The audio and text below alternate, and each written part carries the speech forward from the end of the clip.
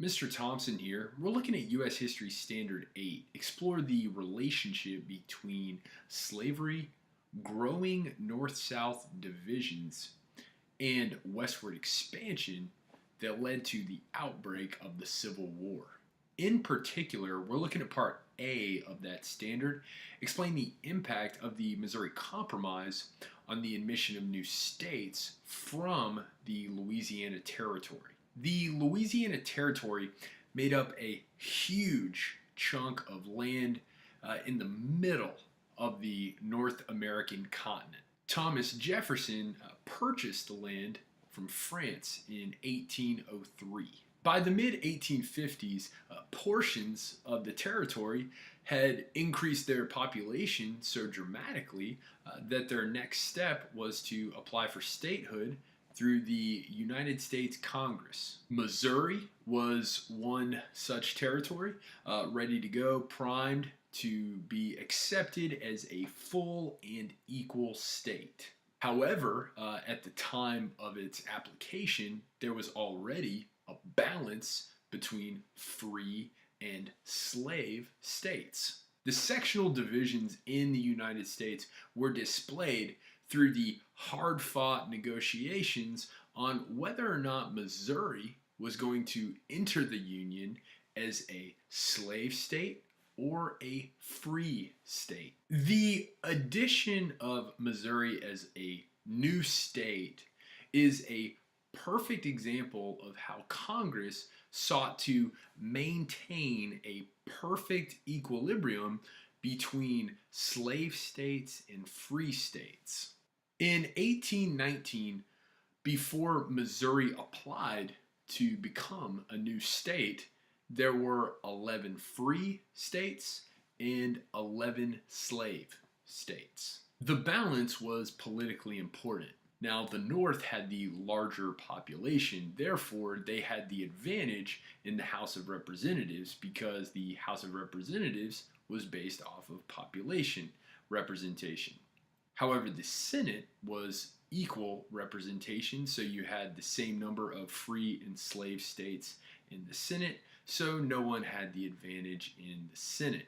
For a bill to become a law, it had to pass both the House and the Senate. However, that balanced Senate always prevented either region, North or South, from mandating policy on this contentious slavery issue. Missouri, we've got the same slave, same free.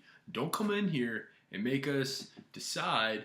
Slavery was already a common practice in the Missouri Territory. Northern senators were concerned about the Missouri Territory because slavery was already a common practice there. If Missouri came into the United States as a slave state, it would then tip the balance in the Senate in favor of the South. Another issue that concerned the North was the fact that Missouri was the first territory that was prepared to become a state out of the Louisiana Purchase and enter into the United States. Therefore, they feared that Missouri entering as a slave state would then set a precedent for future states coming out of that Louisiana Territory. The South also worried about attempts by Northern senators to limit slavery within the new state. Debate over Missouri's admission to the U.S. was heated in Congress and lasted for months. Henry Clay, a leading congressman from Kentucky, is crediting with coming up with a compromise to resolve this issue. A key component of his plan hinged on the fact that Maine had also petitioned to the Senate for admission to the Union. Maine had previously been a part of Massachusetts and was ready to become a separate state. Clay's Missouri Compromise included the following pieces.